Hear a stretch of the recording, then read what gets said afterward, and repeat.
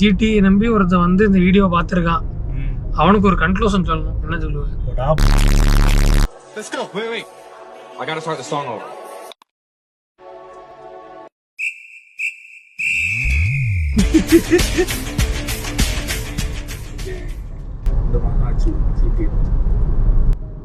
சொல்லுங்க, ரிவ்யூ சொல்லுங்க. 2 மாசம் ஆயிடுச்சு ஜிடி எடுத்து. ஜிடி எப்படி இருக்கு, அதோட மெரிட்ஸ் அண்ட் டிமெரிட்ஸ் இப்போதைக்கு உங்களுக்கு 2 மாசத்துக்கு உங்களுக்கு என்ன தெரிஞ்சிருக்கு? 2 மாசத்துல என்ன ப்ரோ தெரியும்? ஜாலியா இருக்கு ப்ரோ. 2 மாசத்துல நீங்க 2000 கிலோமீட்டர் ஓடிட்டீங்க. எவ்வளவு ஓடிட்டீங்க? 3.6 ஓடி இருக்கீங்களா? சொல்லுங்க. எப்படி இருக்குது? ஜாலியா இருக்குது. இதுவே மொட்டையெல்லாம் சொல்லக்கூடாது, எக்ஸ்பிளனேஷன் 5 மார்க் மாதிரி சொல்லணும். 5 மார்க் மாதிரினா என்ன சொல்றது? ஐ மீன் ஒரு காருக்கு ஈக்குவலா நம்ம ஹைவேன்னு போனதுக்கு அப்புறம் ஒரு காருக்கு ஈக்குவலான ஒரு ப்ரெசன்ஸ் இருக்குதுன்ற மாதிரி சொல்லலாம். இப்போ ஜென்ரலாக வந்து நான் ஜாவாவில் போயிருக்கும் போதோ ஏதோ உங்களுக்கு ஓரம் வடிட்டு போயிடுவாங்க. ஆனால் உங்களுக்கு இதை வந்து அப்படி ஓரம் போட்டு சொல்ல முடியாது. ஏன்னா இவனும் அவனுக்கு ஈக்குவலாக போவான். ரொம்ப பெரிய கார்னு சொல்லலை, ஒரு செல்டாஸ் வரைக்கும் இருக்கிற கார் கூட அப்படியே கம்பீட் பண்ணிட்டு போயிட்டே இருக்கலாம். கம்பீட் பண்ணும் இல்லை, நம்மளோட ஸ்பீட் 100, 120 இதுதான். ஸோ எல்லாருமே மோஸ்ட்லி இந்த ஸ்பீட்லாம் இருப்பாங்க. ஸோ நம்மளால ஜாலியாக போயிருமே. ஜாலியாக அப்படியே 4th கியர்ல ஜாலியாக போயிடும். வண்டியோடய அப்படியே காத்தோடயே அப்படியே போயிடலாம். ஸோ இது ஒரு பாயிண்டா? இது ரொம்ப இது ஆக்சுவலாக ரொம்ப பெரிய வேலட் பாயிண்ட் அப்படின்னு சொல்லலாம். அந்த ஹேட்ச்பேக் ரிலீஸ் பண்ணானுங்களே அவனுங்க, கைலாக்கா அந்த நிற்கிது. நீங்கள் சொல்லுங்க ப்ரோ, உங்கள் எக்ஸ்பீரியன்ஸ் எப்படி போச்சு GT 650? ப்ரோ எக்ஸ்பீரியன்ஸ்ன்றதை எப்படி சொல்லலாம்னா, நல்ல எக்ஸ்பீரியன்ஸ் தான் ப்ரோ. செம்ம ஈஸி டு ரைட். ரோட்ல கிங் மாதிரி இருக்கும், ராஜா மாதிரி போகலாம் ரோட்ல. சூப்பர் ஃபாஸ்ட்டாக இருக்கும், நல்லா இருக்கும். கம்ஃபர்ட் எதிர்பார்க்க முடியாது, கொஞ்சம் ரகடாக இருக்கும். அந்த ரகட்னஸுக்கு ஏற்ற அளவுக்கு ஸ்பீடு எல்லாமே இருக்கும். எனக்கு பர்சனலாக GT ஃபேவரட் பைக் தான்.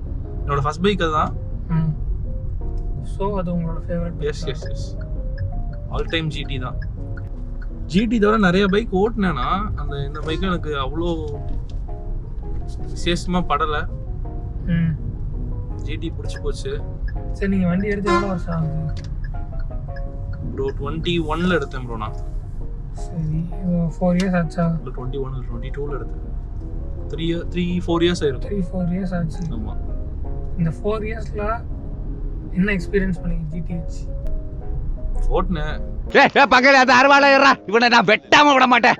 முதல் வருஷத்துலேயே 25,000 கிலோமீட்டர் ஓட்டிட்டேன். 25? யப். எங்கெல்லாம் போயிட்டு இருந்தீங்க? 20,000 கிலோமீட்டர் ஓட்டிட்டேன் ஃபர்ஸ்ட் இயர்லயே. இப்போ நிறைய இடத்துக்கு போனேன். வண்டி எடுத்து அடுத்த நாளே சங்கர கோயில்ல ஏதோ ஒரு ஸ்பாட் இருக்குன்னு சொல்லி கூட்டு போயிட்டாங்க. நாங்க வண்டி எடுக்கும் போதே 3 வண்டி சேர்த்து எடுத்தோம். ஒரு ஹிமாலயன், ஒரு ஜாவா, என் GT 1.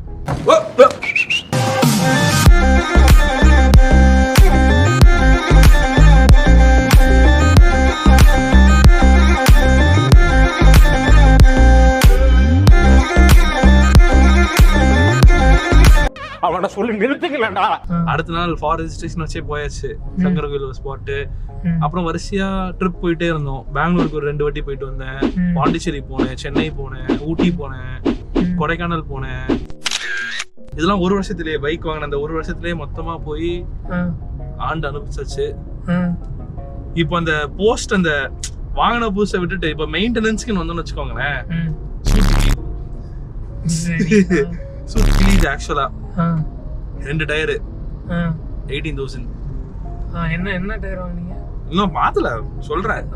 18,000 14 சம்திங். அந்த வேர்டஸ்டைன் போடுறான் தெரியுமா, அது வந்து 14K சொல்றான் 2 டயருமே சேர்த்து. இதுல எனக்கு என்ன ஆசை இருந்துச்சுன்னா ஒரு அலாய் போடலாமே யோசிச்சுட்டு இருந்தேன். இவனுங்க இப்போ ஸ்டாக்ல ஒரு அலாய் கொடுக்குறாங்களா? ஸ்டாக்ல அலாய் கொடுக்குறாங்களா என்ன? ஆமா, ஆப்ஷனலா இருக்கு. அது வந்து இதே மாதிரி தானே இருக்கு. அந்த ஹண்டரா ஏதோ வண்டி அதே மாதிரி தானே இருக்கு இல்லையா? அது சின்னதுல ப்ரோ. இல்ல அந்த அலாய் மாதிரியே தான் இருக்குன்னு நினைக்கிறேன். லுக் வைஸ் மேபி சிமிலரா இருக்கலாம்.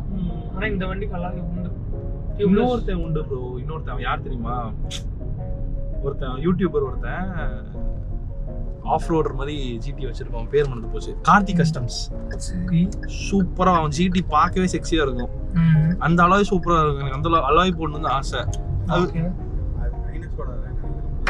இப்போ பழைய அலாய், இப்போ புதுசா போடுற அலாய். நான் ஒரு வண்டி வச்சிருக்கேன். ஆமா ஆமா ஆமா. அதோட அலாய் அதான் இவ சொன்ன அந்த இன்னொரு வேரியன்ட்ல அந்த அலாய் போடுற அந்த மாதிரி ஏன்னு சொல்றீங்களா? இல்ல நார்மலா அது ஹைனஸ்ல இருந்து அந்த அலாய் எப்படி யூஸ் பண்ணிருக்கேன் பண்ணிட்டு போட்டுருக்கான்னு நினைக்கிறேன். ஏன்னா நான் பார்த்தேன், எனக்கு தெரியும் நீங்க சொன்னாங்க. அது சூப்பரா இருக்கும். அது 2 அலாயும் சேர்த்து 7714 வருது. அதுவுமே அலாயும் மாத்தணும் டயரும் மாத்தணும்னா கிட்னி எடுத்துக்கோ அந்த மாதிரி தான் நிக்கணும். bro it comes with a package தான. சொல்ல லைக் நான் இதெல்லாம் எதிர்பார்க்காம வாங்கிட்டேன். இப்போ வந்து மெயின்டெனன்ஸ்க்கு நீ இவ்வளவு வரும்போது கொஞ்சம் கஷ்டமா இருக்கு. எஸ் மத்தபடி வெடஸ்டைல் வந்து டியூப்லெஸ் இருக்காங்க உண்டு. இன்னொன்று அலாய் போடுறதுக்கு மெயின் என்னன்னா டியூப் இருந்தா நம்மளுக்கு ரொம்ப சிக்கம். உங்க வண்டி பஞ்சர் ஆகி நின்றுருக்கீங்களா? எங்க? பெங்களூர்ல காலேஜ் போகும்போது மதியானம் வரைக்கும் ஆயிடுச்சு எனக்கு வண்டி பஞ்சர் பாக்குறதுக்கு. ஆமா, ஏன்னா அது மொத்தமா கழட்டுறேன் வந்து ஒழுங்கா மாட்ட கூட மாட்டான். லைக் எப்படி சொல்லணும்னா ரேண்டமா சின்ன கடலை பண்ணி கழட்டிங்கன்னு வச்சுக்கோங்களேன், உங்க செயின் ஸ்ப்ராக்கெட் டிஸ்க் எல்லாத்தையுமே கழட்டுவான். கழட்டிட்டு ஒழுங்கா அந்த ஒரு பிரேக்குக்காண்டி ஒரு ஒயர் வரும், அது வைக்கிறதுக்கு ஒரு சாக்கெட் இருக்கும். அந்த சாக்கெட்ல அந்த ஒயரை வைக்கணும்.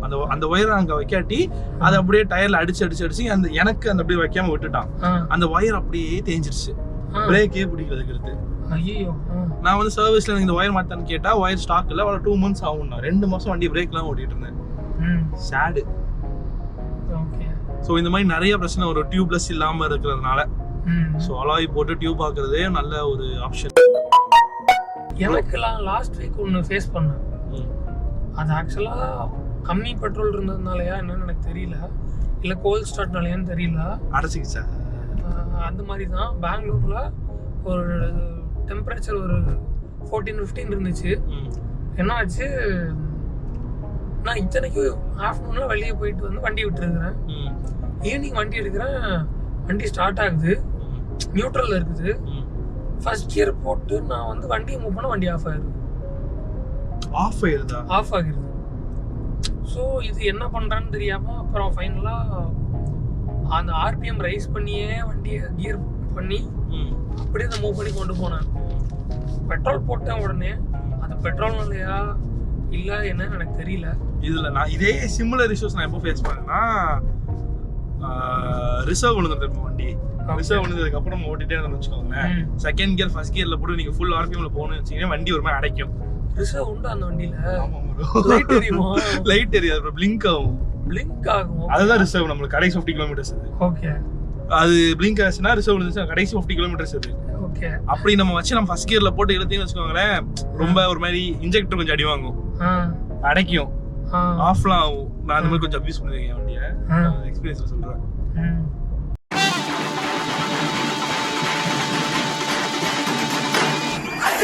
அது வலிக்கும், ரெஸ்ட் பெயின், எல்போ பெயின், கழுத்து. ப்ரோ நான்லாம் வந்து இந்த பிஎம்சி போனது ஃபீல் பண்ண இடம் தெரியுமா? நீங்க வண்டி ஏத்துனீங்களா ஏற்காடு ஹில்ல? எத்தனாவது கியர்ல ஏத்துனீங்க? மேலாம் செகண்ட் தேர்ட் ஜாலியா ஏறும் ப்ரோ. 3வது கியர்லாம் ஜாலியா லைக் தட்டாம ஜாலியா ஏறும். ஆமா. இப்போ என் வண்டிலாம் வயசாயிருச்சு ப்ரோ, ஏற மாட்டேங்குது. இப்போ புதுசா மற்ற 650s வந்துருக்குது. Shotgun 650, super media 650. ஒரே இன்ஜின். அத பத்தி இதே இன்ஜின் தூங்க போட்டாங்களா? ஆமா ப்ரோ, எல்லாமே ஜிடி தான். அடுத்து ஹிமாலயன் வருது, கிளாசிக்ல 650 வருது. அப்ப நான் என்ன கேக்க வரேன்னா, இப்போ GT 650 அழிஞ்சிருமா? இந்த வருஷம் டிஸ்கண்டினியூ பண்றாங்க. அப்படியா? ஆமா. GT 650வா? நான் எதுக்கு எடுத்தேன் வண்டி என்ன சொன்னாங்க மாட்டா மறந்துட்டேன். இது டிஸ்கண்டினியூ பண்றாங்க. Oh my God. 750 850 வருது, 650 கிடையாது இனிமேல். பபாய் 650. ஆமா. நைஸ்.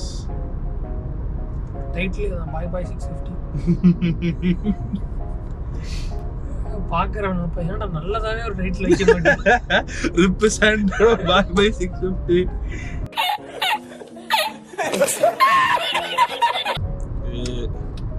குப்பை. எனக்கு புரியல. அதே இன்ஜின் எல்லாமே அதேதான் ப்ரோ. என்ன இருந்தாலும் GT லுக் வருமா உங்களுக்கு? GT லுக் வராது. GT லுக், GTயோட அதே மிஸ்டேக்ல தானே நீங்களும். அது சோறு போட்டு சாப்பிடலாம் ப்ரோ, சோறு போட்டு சாப்பிடலாம். வேற என்ன கலர் GT நல்லா இருக்கும்? ரெட் கலர் நல்லா இருக்கும். ரெட் தான் ப்ரோ GTயோட விண்டேஜ் கலர். ஆமா, ரெட்டும் பிளாக்கும் பிளாக் இவனுக்கு பண்ணல. ஸோ பிளாக் கிடையாது. எனக்கு பிளாக் கூட அவ்வளோ பிடிக்கும், ரெட் ரொம்ப பிடிக்கும். அது ரெட்டை விட்டு அந்த குரோம். வேற எதுவும் கலர் எனக்கு பிடிக்கல. இப்போ இந்த நிறைய விட்டாங்க, பிரிட்டிஷ் ரைசிங் அது என்னமோ விட்டாங்கல்ல, அது அவ்வளோ நல்லா. ஓகே. இப்போ வந்து புது உங்க ஜிடிக்குலாமே அட்ஜஸ்டபிள் லீவர் ஆமே அப்படியா? ஆமா, லிவர் அட்ஜஸ்ட் பண்ணிக்கலாம். 9000 ரூபாய் இது. நல்லாவே இல்லை. பழைய லிவர் கம்பேர் பண்ணும்போது அது பெட்டர். யா பட் ஸ்டில் அது நீங்க இப்ப மாத்தணும்னு போனீங்கன்னா, என் ஃப்ரெண்ட் ஒருத்தனுக்கு இப்போ உடஞ்சிச்சு லிவர், போய் மாத்தி ரீப்ளேஸ் பண்ணிட்டாங்க, புது லிவர் போட கேட்டதுக்கு 9K அந்த லிவர். அசையாத மரம் ஒன்றே கட்டு. இல்ல அவன் நான் சொன்னது கட்டு சொன்னா, நீ சொல்லு. இல்ல நீங்க வந்து டியூன் பண்ண ட்ரை பண்ணிருக்கீங்க? இல்ல ப்ரோ, டியூன் பண்ணலான்ற மாதிரி ஐடியால இருந்தேன். அதுக்கு அடுத்து இன்ஜின்லாம் ரொம்ப அடி வாங்குதுன்ற மாதிரி நிறைய ரிவ்யூ பார்த்தேன் ப்ரோ. அது அதனால கொஞ்சம் இப்போ பண்ணாம கொஞ்சம் லேட்டரா பண்ணிக்கலாமேன்னு பயந்து போய் வச்சிருக்கேன். இந்த எஸ்எஸ் மோட்டோ கார்ப்லாம் போட்டா ரொம்ப சைடு எஃபெக்ட்ஸ் வருதான். எஸ்என்எஸ் சைக்கிள்னு ஒரு முன்னாடி ராயல் என்ஃபீல்டோட கொலாபா நம்ம இந்தியா சென்டர்ல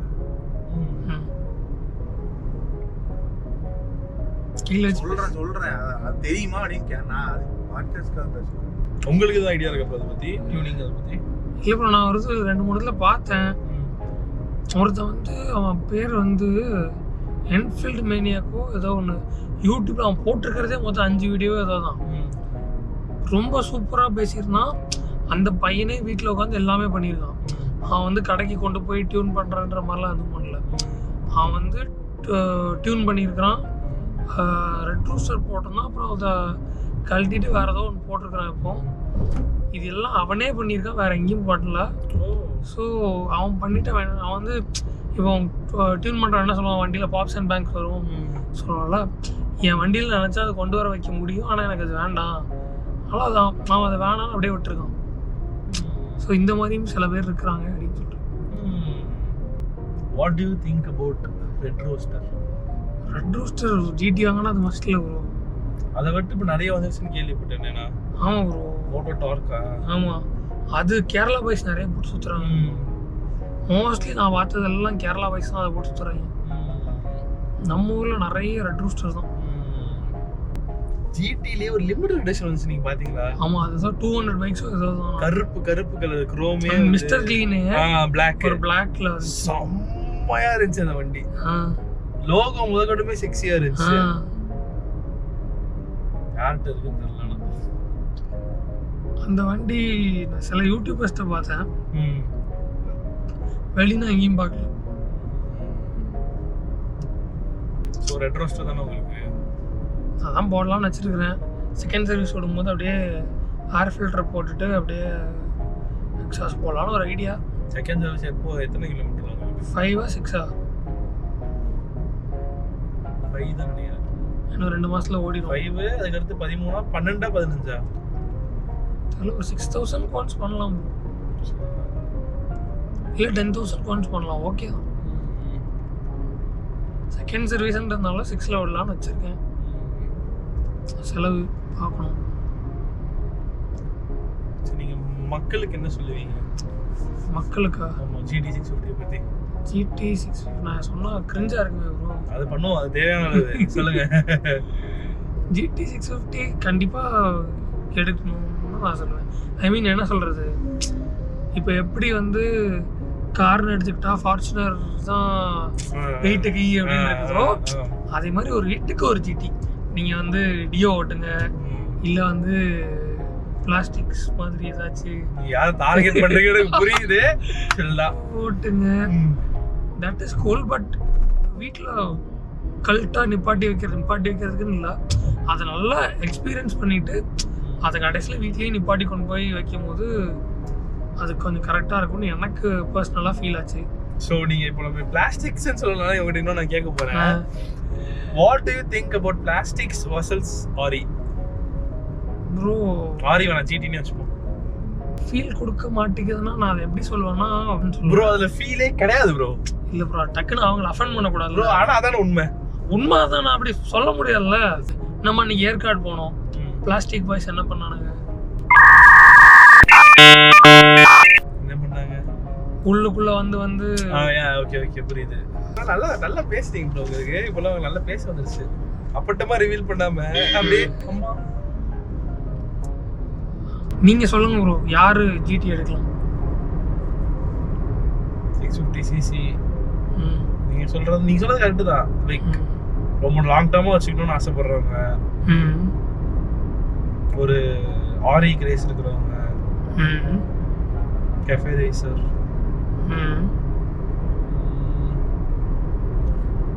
இந்த பைக் பத்தி தெரிஞ்சவங்க எப்படின்னா இந்த கெஃபே ரேசர்லாம் பத்தி தெரிஞ்சவங்க வாங்குவாங்க. 650க்கு வேற என்ன காம்படிஷன் இருக்கு? அதாவது கெஃபே ரேசரே வேற கிடையாது. வேற கெஃபே ரேசர்ஸே கிடையாது. ஹோண்டால ஒரு கெஃபே ரேசர் ரெடி பண்ணிருக்காங்கன்னு பார்த்தா இதெல்லாம் தெரியல. ஆனா கெஃபே ரேசர்ஸே கிடையாது. ஸோ 650cc நம்ம பார்த்தோம்னா 650cc பார்த்தா இருக்கு. உங்களுக்கு கவாசாகி ட்ரையம்ஃப்ல பெட்டர் பைக் இருக்கு. ட்ரையம்ஃப்ல நல்ல பைக் இருந்துச்சு. ரைடன்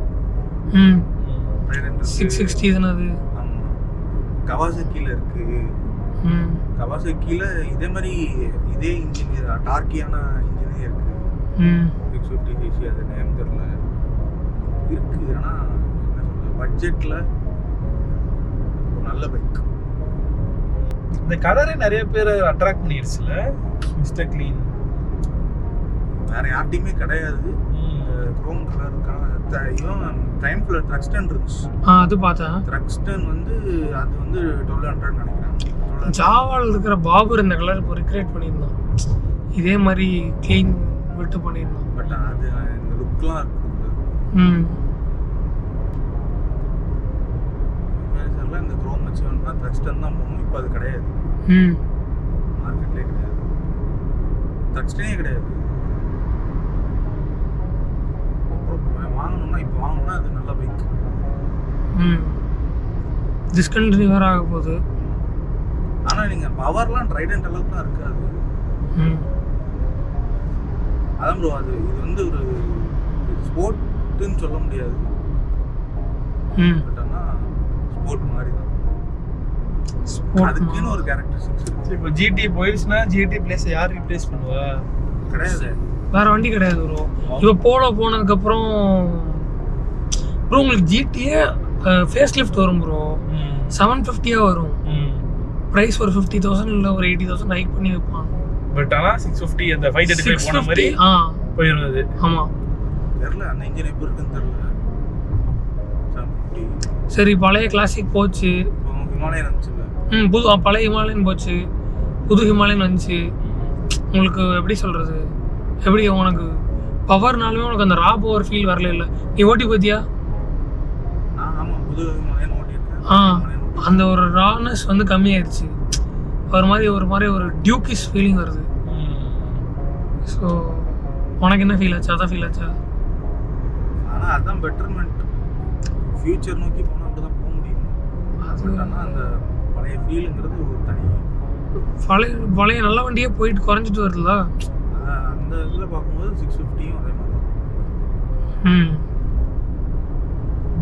ஸோ இப்போ போலோ இருந்துச்சு, போலோ போயிடுச்சு. இப்போ எல்லாரும் அதை மெல்ட் பண்ணிட்டு இருக்கிறாங்கள. ஸோ அதே மாதிரி தான் நீங்கள் இதுக்கப்புறம் அந்த மாதிரி ஒரு இன்ஜின் வாங்கணும்னா ட்ரையம்ஃப் தான் போகணும்.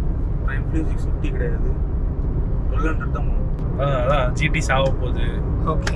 ஸோ GT மாதிரி ஒரு நல்ல பைக் கிடைக்காது உங்களுக்கு. ஸோ அவ்வளோதான். பட் ஆனால் இப்போ ஹேண்ட் பிரேக் வேணும்.